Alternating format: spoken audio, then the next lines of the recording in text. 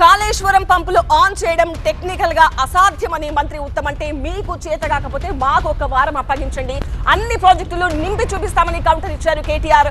3 బరాజ్లో పునాదులు సరిగ్గా లేవని ఉత్తమ్ అంటే ఏ బరాజ్ కి ఇబ్బంది లేకుండా నీళ్లు తీసుకెళ్లవచ్చు అంటున్నారు కేటీఆర్. ఇద్దరి మధ్య డైలాగ్ వార్ చూద్దాం.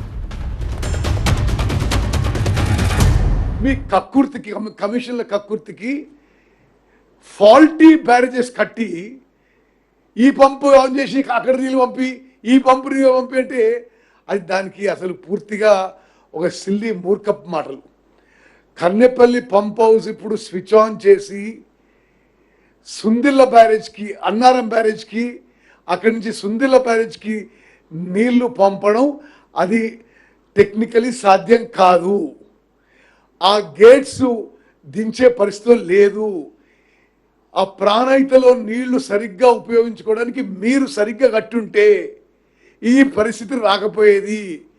మీ యొక్క లోపాల వల్ల, మీ యొక్క తప్పుల వల్ల ఈరోజు ఉత్తర తెలంగాణలో రైతాంగానికి కొంత ఇబ్బంది ఏర్పడుతున్న విషయం మరి తెలంగాణలో అందరూ గమనించాలని చెప్పి మనం చేస్తున్నాం. అయ్యా రేవంత్ రెడ్డి గారు, మీకు మనసు లేకపోతేనో తెలివి లేకపోతేనో నేను అడుగుతున్నా, మాకు అప్పచెప్పు, మా నాయకుడు కేసీఆర్ గారికి అప్పచెప్పు, ఒక వారం రోజులు అప్పచెప్పు, మళ్ళీ నీ పదవి నీకే ఇస్తాం, భయపడకు. ఒక వారం రోజులు కేసీఆర్కు కాళేశ్వరం అప్పచెప్పు. ఒక 4 సిఈలను, కొంతమంది డిఈలను, ఏఈలను, ఎస్సీలని ఒక్క వారం రోజులు అప్పచెప్పు. మొత్తం తెలంగాణ నిండా మళ్ళీ నీళ్లు వారించి చూపెట్టే బాధ్యత మాది. 1,00,000 క్యూసెక్కులు మీ కళ్ళ ముందు నుంచే పోతా ఉన్నాయి. ఇవాళ సింపుల్, ఇక్కడ ఏం లేదు. కన్నెపల్లిలో పంపులు ఆన్ చేస్తే 13.5 కిలోమీటర్లు గ్రావిటీ ద్వారా అక్కడ అన్నారం చేరుతాయి. ఆడికెళ్ళి వెంటనే మరి సింపుల్గా మీరు 93 మీటర్ల నుంచి ఇక్కడ లిఫ్టింగ్ చేయొచ్చు. 97 మీటర్ల మీద ఇప్పుడు పార్కం ఉన్నది. 93 మీటర్ల కాడనే లిఫ్టింగ్ చేయొచ్చు.